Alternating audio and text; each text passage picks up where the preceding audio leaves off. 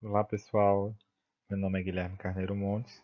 Estou aqui para apresentar para vocês a aula de farmacologia da doença de Parkinson e também da tratamento da espasticidade.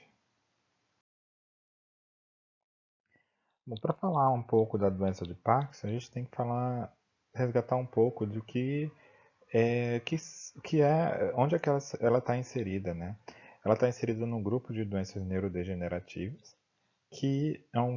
são doenças caracterizadas pela perda neuronal em determinadas áreas do sistema nervoso central. E dentre essas doenças neurodegenerativas, a gente tem a doença de Alzheimer, a doença de Parkinson, a esclerose lateral amiotrófica e a doença de Huntington. Então, hoje na nossa aula a gente vai focar muito mais na doença de Parkinson, tá?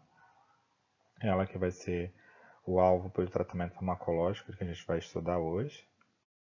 E a doença de Parkinson ela foi descrita em 1817 por James Parkinson como uma paralisia agitante ou trêmula, né? A epidemiologia da doença ela vai cometer uma incidência de 100 a 200 casos por 100 mil habitantes, né? A prevalência dela geralmente para 1% acima de pessoas com 65 anos. E os sinais e sintomas geralmente são o tremor em repouso, a bradicinesia, a rigidez muscular e anormalidades posturais. A doença de Parkinson, ela é considerada, né, quando você tem uma diminuição, né, dos neurônios dopaminérgicos. A degeneração dos neurônios dopaminérgicos, principalmente na substância negra, pars compacta, onde você vai ter uma bastante inervação dopaminérgica ao estriado. Além disso, você também tem a presença dos corpúsculos, que a gente chama corpúsculos de Lewis, que são agregados da proteína alfa-sinucleína, que ela vai estar na sua forma fosforilada, ou seja, uma fosfoproteína. Então, você tem uma diminuição de quase 80% da quantidade de dopamina no estriado. Bom, e só lembrando um pouco o que a gente tem no nosso sistema nervoso central da neurotransmissão dopaminérgica. A gente tem quatro principais vias, né, que tem inervação dopaminérgica. A gente tem a via nigroestriatal, onde possui a substância negra do estriato, que ela é muito importante no controle motor do nosso organismo. A gente tem a via mesolímbica, que vai do mesencéfalo, sistema límbico, que ela traz a recompensa e o vício. Essa via ela é bastante importante quando se estuda, né, a adição de drogas, né? A via mesocortical, onde se tem a formação das emoções e alguns tipos de comportamento aqui, perto da região do córtex pré-frontal. E a via tuburoinfundibular, onde se tem o eixo hipotálamo-hipófise e é responsável pela secreção de alguns hormônios. Lembrando como é sintetizada e metabolizada a dopamina. Bom, a dopamina ela advém, né, da tirosina, que é adquirida na nossa dieta através da fenilalanina. Ela então é sintetizada pela através da tirosina, que é captada por neurônios pré-sinápticos. A tirosina ela vai sofrer a ação da enzima tirosina hidroxilase, que vai se transformar em DOPA, que vai ser precursor para a formação da dopamina. A DOPA vai servir de substrato para a enzima DCCAA, que é a aminoácidos aromáticos descarboxilase, que então vai formar a dopamina. A dopamina, então, ela vai ser armazenada na vesícula, captada através de proteínas transportadoras, né, que vai armazenar essa dopamina nessa vesícula e então vai ficar guardada até a célula, né, precisar liberar essas vesículas pelo processo de exocitose. A dopamina então liberada, ela vai servir como neurotransmissor. ela pode se ligar nos seus receptores de dopamina, que são divididos em famílias de receptores D1 e D2. Esses receptores eles podem se encontrar em células neuronais pós-sinápticas ou também pode se encontrar nas próprias células pré-sinápticas, como um autorreceptor. Bom, a dopamina se ligando no seu receptor vai desencadear um mecanismo de ação, mas aquela parte da dopamina que não consegue se ligar, ela vai ser recaptada pelos neurônios pré-sinápticos através de transportadores de recaptação, como o transportador de recaptação da dopamina, o DAT, e o transportador de recaptação da noradrenalina, o NET. Além disso, ela vai servir de substrato para umas enzimas que vão decompor a dopamina. Quais são as principais enzimas que vão decompor a dopamina? A monoaminoxidase, a CONT, a aldeído desidrogenase, que vai formar o produto final como o ácido homovanílico. E os receptores de dopamina, como eu falei anteriormente, eles são receptores divididos em receptores like D1 e receptores like D2. Os receptores like D1, que são os receptores ímpares, o D1 e o D5, com exceção do D3, são receptores acoplados à proteína G estimulatória, que vão estimular a adenilate ciclase e aumentar os níveis de AMP cíclico. Já os receptores D2-like, que geralmente são os receptores pares, incluindo o receptor D3, vai estar acoplado à proteína G I0, inibitória, que vai inibir, então, a adenilate ciclase, diminuindo a quantidade de AMP cíclico e, por fim, pode diminuir a quantidade de cálcio numa célula neuronal. Os receptores D1 e D2 eles são abundantes no estriato e são os receptores mais importantes, né, na causa e no tratamento da doença de Parkinson. Já os receptores D4 e D5 são em grande parte de localização extra-estriatal, enquanto a expressão do D3 é uma expressão pequena no caudato e no putame. E o que significa, então, esse sistema extrapiramidal, né, que está responsável, está comumente ligado aos receptores de dopamina? Bom, o sistema piramidal ele vai comandar os movimentos voluntários do nosso organismo. E o sistema extrapiramidal ele é responsável pela parte automática, isto é, feito sem pensar, né?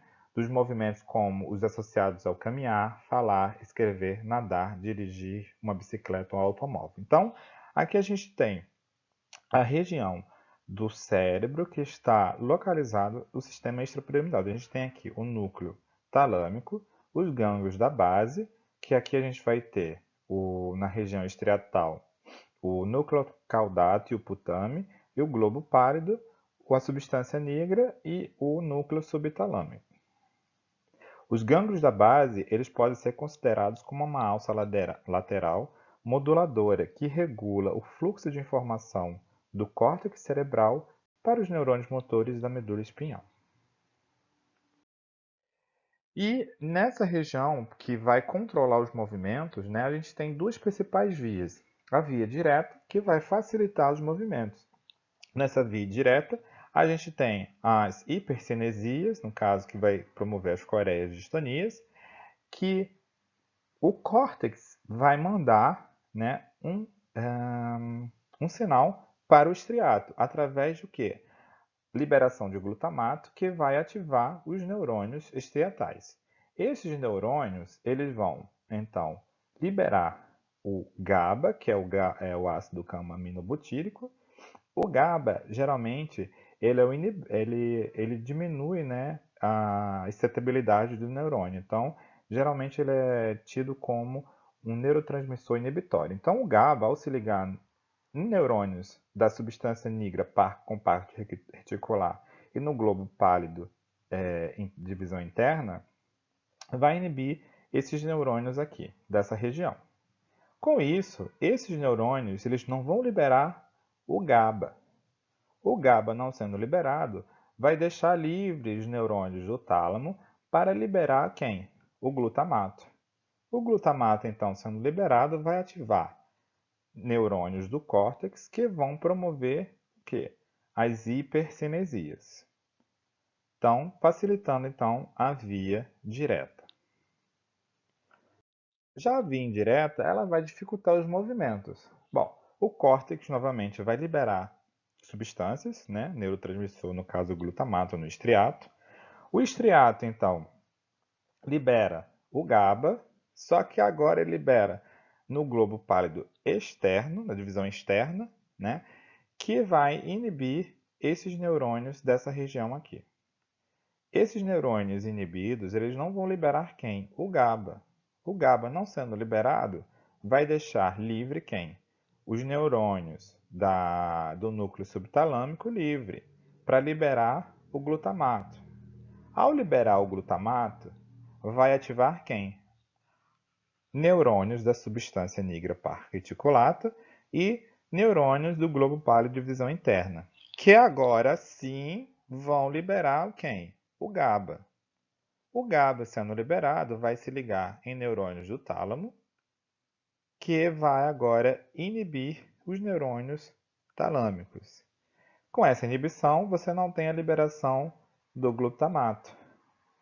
E agora você tem, então, as formações da hipocinesias, no caso, as bradicinesias, que vai causar uma instabilidade postural e uma rigidez. Além da via direta e via indireta, a gente tem a via nigroestriatal, que é uma via importante justamente que vai regular essas duas vias. Bom, na via nigroestriatal a gente tem o glutamato na região do estriato, né? Este glutamato, juntamente com neurônios dopaminérgicos vindo da substância nigra pars compacta, que vão regular tanto a via indireta quanto a via direta. Bom, aqui a gente tem neurônios dopaminérgicos fazendo sinapse, né, com os neurônios do estriato. Esses neurônicos dopaminérgicos do tipo D2, lembra? Like 2, que são acoplados o quê? A proteína G. A proteína G inibitória, que vai, então, se ligar, a dopamina se liga nesses receptores, que vai o quê? Ativar os receptores dopaminérgicos do tipo D2, né? Acoplando a proteína G, inibindo esses neurônios aqui, que não vai, então, liberar o GABA. Porém, nesta via aqui, a gente tem neurônios que vão liberar acetilcolina. São neurônios colinérgicos que vão ativar esses neurônios aqui, da região estriatal, que vão fazer com que haja liberação do GABA. Então, a dopamina, ela geralmente vai também inibir esses neurônios da acetilcolina, fazendo um contraponto aos neurônios colinérgicos, inibindo a via indireta. Bom, já a dopamina na via direta, ela vai ativar, né, a via direta, porque ela vai liberar a dopamina que se liga a esses receptores D1-like. Receptor D1-like está acoplado à proteína G estimulatória, que vai então liberar o GABA, ativando a via direta, que é a via excitatória. Então, com a perda dos neurônios dopaminérgicos da substância negra pars compacta, deixa a via indireta mais ativa. E isso é uma das causas do mecanismo neural da doença de Parkinson. Então, os interneurônios estriatais colinérgicos vão liberar acetilcolina, que vai ativar mais ainda a via indireta. Então, com a perda desses neurônios dopaminérgicos, você não tem a ativação da via indireta e você tem uma desregulação tendenciando mais para a via indireta, porque você tem a ativação colinérgica aqui sendo para esses neurônios aqui. E essa via, então, ela fica mais ativada. E a doença de Parkinson ela vai progredir sem um tratamento geralmente em 5 a 10 anos, até um estado acinético, rígido, que o paciente é incapaz de cuidar de si próprio. Com frequência, a morte ela resulta de complicações pulmonares. Na doença de Parkinson, a ativação dos receptores D2 parecem ter uma importância primária para mediar a melhora clínica, mas também para alguns efeitos adversos, como a alucinação. Então, a estratégia terapêutica para o tratamento da doença de Parkinson é tentar equilibrar essa balança entre a dopamina e a acetilcolina. E como é que há um equilíbrio para essa balança? Bom, a gente tem que aumentar os níveis de dopamina no organismo e tentar diminuir os níveis da acetilcolina, ou seja, ter ações anticolinérgicas. Lembrando que é uma estratégia, a estratégia terapêutica para a doença de Parkinson, ela é paliativa. Ela vai reduzir os sintomas para manter a qualidade e aumentar a expectativa de vida do paciente. Então, como eu falei anteriormente, a estratégia terapêutica é aumentar os níveis de dopamina, né, no paciente e tentar diminuir os níveis da acetilcolina, ou seja, efeitos anticolinérgicos. Então, os fármacos que vão ser utilizados na terapia farmacológica da doença de Parkinson são a levodopa, inibidores da L-aminoácido aromático descarboxilase, agonistas dopaminérgicos, inibidores da CONT, inibidores da MAO-B, antagonistas muscarínicos e a amantadina. A levodopa é eficaz frente a todos os sintomas da doença. Ela é administrada pela via oral, vai ter uma boa absorção no intestinal e ela garante a passagem pela barreira hematocefálica por difusão facilitada, utilizando os transportadores de aminoácidos aromáticos. Ela, no sistema nervoso central, vai ser descarboxilada, formando então a dopamina.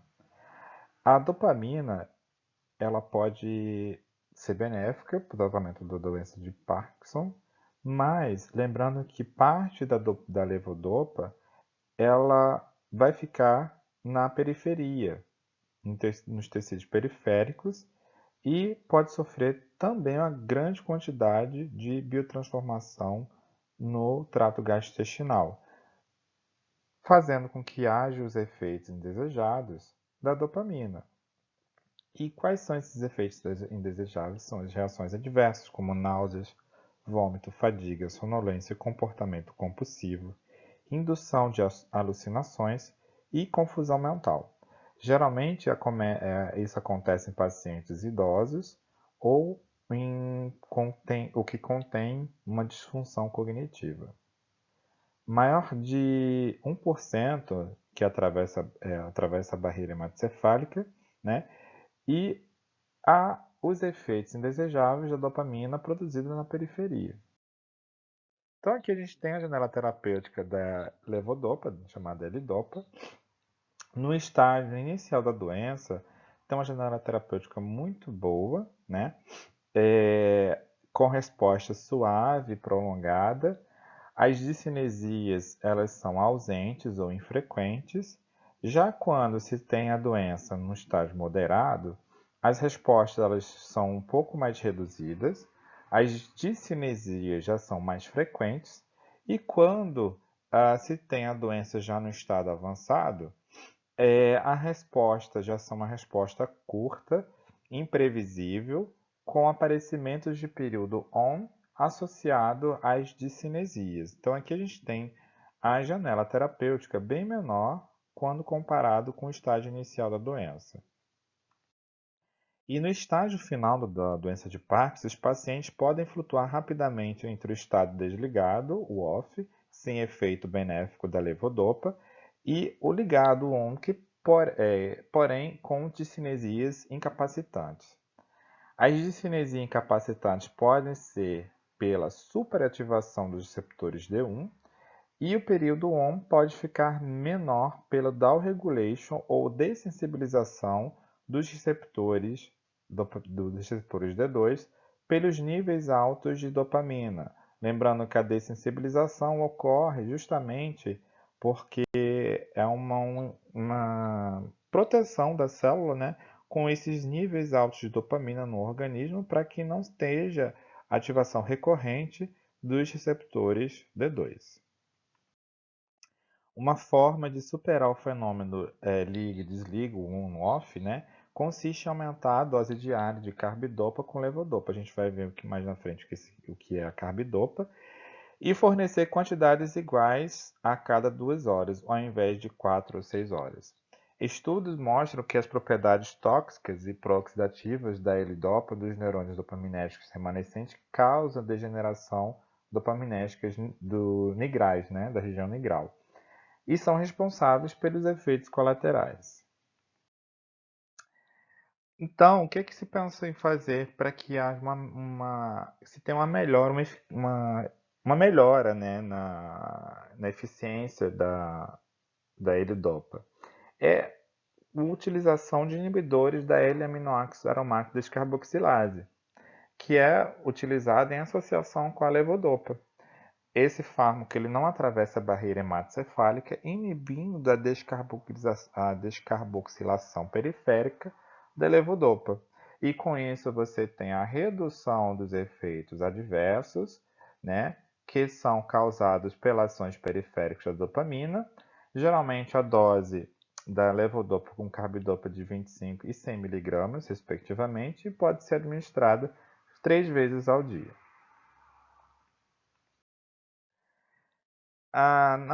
Com a associação, né, pode-se ter complicações do uso prolongado, com aparecimento de discinesia, cerca de 80% dos pacientes.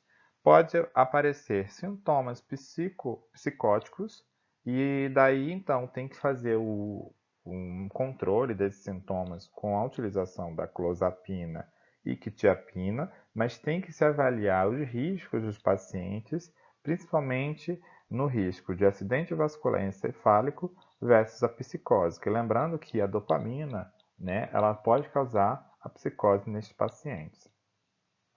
A deterioração do final da dose, né, o wean-off, quando se tem a perda de eficácia devido à morte demasiada dos neurônios dopaminérgicos. E para isso é necessário aumentar a frequência de administração do medicamento ou utilização de medicamentos de liberação controlada e avaliar outras terapias. Pode-se ter flutuações rápidas on-off entre a ausência de benefício e as discinesias, e para isso é necessário fazer uma terapia adjuvante. Uma outra classe de fármacos que pode ser utilizados para o tratamento da doença de Parkinson são os agonistas dopaminérgicos. No caso, os fármacos dessa classe são os Roniprol, o Pramipexol e o Bromocriptin, que geralmente são agonistas do tipo receptores D2, e o Bromocriptin é um agonista D2 e antagonista D1. Eles não vão depender da capacidade funcional dos neurônios da substância nigra. Além disso, eles têm como mecanismo, né, de diminuir o metabolismo oxidativo da dopamina com uma ação pré-sináptica, tem menor incidência de flutuações de respostas e discinesias quando comparados à levodopa, e pode ser utilizado em monoterapia ou associação do levodopa juntamente com a carbidopa para controlar as flutuações de respostas. O Roniprol e o Pramipexol, eles são administrados pela via oral, tem atividade seletiva para receptores D2 e D3. A rotigotina, ela é uma preparação transdérmica, ela ativa na classe dos receptores D2 e ativa sítios receptores da classe D1. A duração de ação dos agonistas dopaminérgicos geralmente é de cerca de 8 a 24 horas, porém já existe forma farmacêutica de liberação sustentada, que a administração só se dá através de uma vez ao dia. Os principais efeitos adversos são as alucinações ou confusão mental, náusea, hipotensão ortostática, fadiga e sonolência. Geralmente inicia-se com doses baixas e aumenta gradualmente, né, para evitar os efeitos adversos. O uso clínico Normalmente é recomendado para administração em pacientes jovens para reduzir a ocorrência em complicações motoras e geralmente são contraindicados em pacientes com desordens psicóticas devido ser agonistas receptores de 2 e pacientes que têm predisposição a infarto agudo do miocárdio ou tiveram um infarto de miocárdio recente. A apomorfina é um agonista dopaminérgico derivado da morfina, porém ela sem conter a morfina, né? Tem uma maior afinidade por receptor D4, uma moderada afinidade por D2, D3 e D5. Também tem uma afinidade por receptores alfa-adrenérgicos e uma menor afinidade por receptor D1. Devido à sua potente ação emética, ela pode ser combinada com um fármaco antiemético oral, né? Apresenta outros efeitos adversos, como alteração de humor e comportamental, disritmia cardíaca e hipotensão, e é a última escolha caso todos os outros fármacos falhem, né? Então, ela é iniciada com uma dose de 2 mg, se tolerado, e titular até 6 mg. Entretanto, esse fármaco tem uma baixa biodisponibilidade por via oral, assim como a morfina. E a outra classe de fármacos que pode ser utilizada para o tratamento da doença de Parkinson são os inibidores da catecol-O-metiltransferase, da COMT. A gente tem duas principais fármacos para essa classe, a tolcapona e a entacapona. A tolcapona ela pode cruzar a barreira hematocefálica e a entacapona ela não atravessa a barreira hematocefálica, tem a menor duração de ação em comparação com a tolcapona, que já tem uma maior duração de ação. Elas são utilizadas apenas em associação com levodopa e carbidopa. Elas vão inibir a metabolização periférica da levodopa a O-metildopa, prolongam até 1 hora o efeito da levodopa, aumentando então a duração do período OMO. A tolcapona, entretanto, ela tem um maior índice de hepatotoxicidade, cerca de 2% nos pacientes apresentam esse efeito adverso.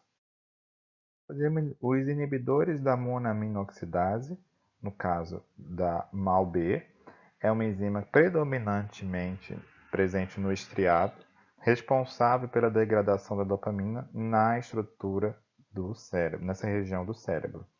Ela tem ação central, esse inibidor, vai prolongar a ação da levodopa em até 1 hora, pode ser utilizado em associação de levodopa ou com a levodopa e carbidopa, pode potenciar as discinesias e pode ocorrer síndrome serotoninérgica quando se tem, principalmente, um inibidor da MAO com associação de um antidepressivo. A principal fármaco da classe dos inibidores da MAO-B é a razagilina. Ela não vai formar metabólitos de anfetamina. A monoterapia é bastante eficaz quando a doença está no início e diminui sintomas on-off da levodopa. A selegelina, ela também inibe a MAO-B, só que irreversivelmente. Ela é bem tolerada em pacientes jovens e ela pode ser biotransformada a produtos de anfetamina, como a própria anfetamina e a metanfetamina, podendo então ocasionar riscos para esse paciente com a biotransformação desse fármaco. Os antagonistas muscarínicos é outra classe de fármacos que são utilizados para o tratamento da doença de Parkinson. A gente tem 3 principais fármacos representantes nessa classe, que é o trihexafinidil, o meselato de bezatropina e o biperideno. Todos eles vão bloquear receptores muscarínicos, restaurando o equilíbrio perdido com a depressão da dopamina. Todos apresentam uma discreta atividade antiparkinsoniana, que é útil no tratamento inicial da doença de Parkinson, ou pode ser utilizado como uma terapia adjuvante juntamente com a terapia dopaminérgica. Eles são eficazes principalmente na redução dos tremores e da rigidez muscular, uma eficácia limitada frente à bradicinesia, o aumento da dose gradual vai ter que ter a relação do benefício versus as reações adversas do paciente, podem ser sim associados com a levodopa. As reações adversas geralmente são aquelas reações inoscarínicas, né, que pode desencadear boca seca, visão borrada, prisão de ventre, retenção urinária, dificuldade de memória, sedação, depressão e ansiedade. Eles são pouco tolerados em pacientes idosos e a retirada da medicação tem que ser gradual. E a amantadina é um agente antiviral utilizado na profilaxia da influenza A. O mecanismo da amantadina não é completamente elucidado. Sabe-se que ela pode aumentar a liberação de dopamina no estriado, ela tem uma ação antimuscarínica e uma ação antagonística dos receptores NMDA. Ela pode ser utilizada para tratar todos os sintomas, porém ela tem uma eficácia limitada. Então, a utilização tem uma duração de efeito de apenas poucas semanas e pode ser utilizada em monoterapia ou uma associação juntamente com a levodopa no controle das flutuações de respostas. A via de administração dela é por via oral, cerca de 100 mg 2 vezes ao dia. Principalmente tem que tomar cuidado em pacientes com disfunção renal, onde deve-se diminuir essa dose. As reações adversas da amantadina, pode causar agitação, depressão, irritabilidade, insônia, excitação, alucinações e confusões. Aí, aqui eu trago um quadro para vocês das principais interações medicamentosas entre os fármacos antiparkinsonianos e alguns outros fármacos, né? Por que isso é importante? Porque o paciente com doença de Parkinson ele pode desencadear algumas outras doenças que não seja a doença de Parkinson, que tem que ser tomar cuidado então com essas interações. E aqui, para finalizar justamente essa aula sobre tratamento farmacológico da doença de Parkinson, aqui eu trago um organograma em que a gente tem o sabendo sobre a terapia, como é que se tem que se organizar todo o procedimento do paciente, né, frente à doença de Parkinson, né? Então aqui a gente tem, o paciente apresenta o prejuízo funcional, sim ou não, se não, seguir esse organograma não tratamento não farmacológico, geralmente é o que mais preconizado, mas se sim, tem que entrar então com terapia farmacológica e avaliar os sintomas, se são leves, se o paciente já é acima de 60 anos, se tem déficit cognitivo ou não.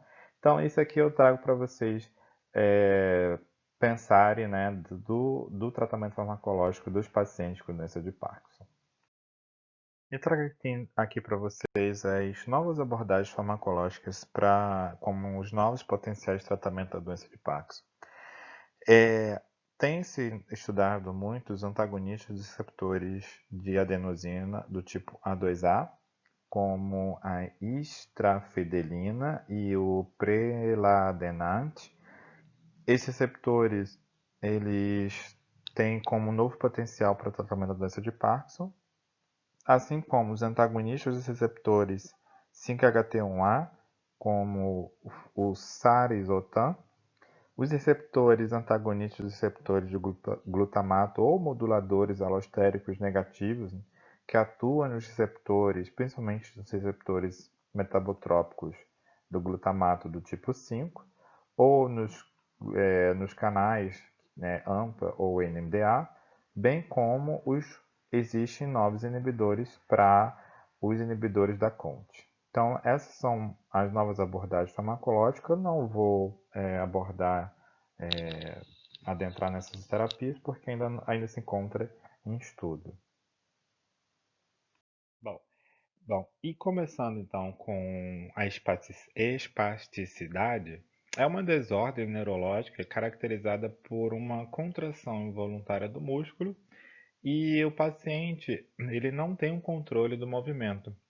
Acontece quando ocorre uma lesão cerebral que acomete os neurônios motores superiores e o paciente se refere à espasticidade como uma rigidez. Então, quando ocorre um aumento do tônus muscular envolvendo uma hipertonia e hiperreflexia no momento dessa contração muscular.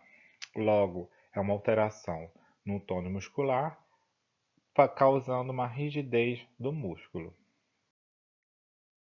E a espasticidade, com o tempo, pode levar à incapacidade funcional, pode impedir que o indivíduo realize suas atividades diárias, como andar, comer, falar, por exemplo. Pode, em alguns casos, ocorrer contraturas e deformidades, e cada paciente pode apresentar um grau de comprometimento. A espasticidade tem bom prognóstico quando diagnosticada e tratada precocemente, evitando então dessas formas suas complicações graves, tá?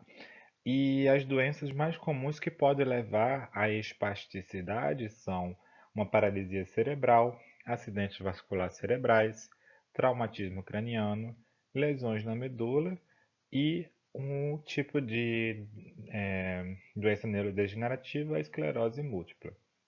Então, aqui na figura a gente tem um paciente com uma espasticidade, pode apresentar uma postura normal, dor na região afetada pela espasticidade, diminuição da amplitude do movimento da região afetada, apresentar incontinência urinária, alterações para caminhar, limitações ao movimento e dificuldades, como já falei, no seu dia a dia. E os tratamentos sintomáticos da espasticidade, geralmente se tem o principal fármaco para o tratamento é o baclofeno, que é um análogo ao GABA, que é o aminoácido inibitório do sistema nervoso central, né? Esse fármaco ele é um agonista dos receptores GABA-B. A gente tem os receptores GABA, o receptor GABA-A, que é um canal iônico, que permite o influxo dos íons cloreto, e o receptor GABA-B, que é um receptor metabotrópico, presente nas regiões pré e pós-sinápticas. E quando ativados, eles vão inibir os reflexos medulares mono e polissinápticos. E é usado para tratar principalmente a espasticidade associada à esclerose amiotrófica lateral. A dose inicial pode ser de 5 a 10 miligramas por via oral e pode ser aumentada até 200 miligramas por dia. No caso, pode ser administrado também por via intratecal, que vai atenuar os efeitos adversos, que o principal efeito adverso do fármaco é a sedação excessiva, pode ocasionar confusão e alucinação. Uma outra característica que esse fármaco pode causar no paciente é elevar os níveis dos testes das funções hepáticas e também da glicose sanguínea. Tem que tomar então um cuidado na monitoração, né? E geralmente é recomendada a retirada progressiva do fármaco. São contraindicados principalmente em pacientes que têm transtornos psiquiátricos, tá? E tem interações com fármacos antidepressivos tricíclicos e o álcool, porque o álcool já é um depressor do sistema nervoso central, ele pode deprimir mais ainda o sistema nervoso central do paciente. Então, um dos cuidados que é recomendado também para o fármaco é que esse fármaco pode ocasionar uma elevação de transaminases, fosfatases alcalinas e de glicoses no paciente. Altas doses do fármaco podem influenciar na marcha e diminuir funções motoras, e o fármaco, como eu já falei, pode potencializar o efeito inibitório do sistema nervoso central juntamente com o álcool e outras drogas que podem deprimir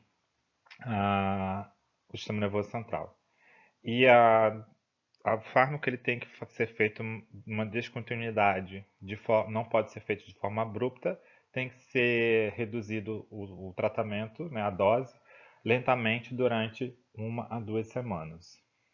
O segundo fármaco utilizado no tratamento sintomático da espasticidade é a tizanidina. Ele é um fármaco agonista dos receptores alfa-2 adrenérgicos. Ele é utilizado para diminuir a espasticidade pelo aumento da inibição pré-sináptica dos neurônios motores. É utilizado em baixas doses, inicialmente de 2 a 4 miligramas ao deitar, e pode ser aumentada, né, essas doses com o passar do tempo. São contraindicados principalmente em pacientes que possuem hipotensão ortostática pré-existente ou algumas doenças hepáticas. Tem que ser utilizado com cautela, principalmente também em pacientes com doenças renais e idosos. A associação com antihipertensivo tem que tomar cuidado, tem que ser evitado a utilização também quando o uso concomitante de contraceptivos orais. E efeitos adversos do fármaco podem ocasionar sonolência, astenia e tontura, assim como o prolongamento do intervalo QT.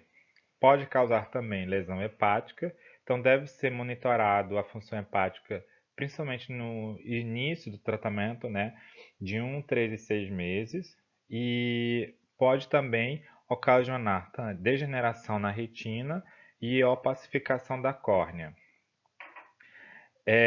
Deve ser monitorado também, no caso, hipotensão, bradicardia, delírio, tontura e síncope, assim como problemas hepáticos e a sedação e alucinação em pacientes, principalmente pacientes psicóticos e com síndrome de abstinência.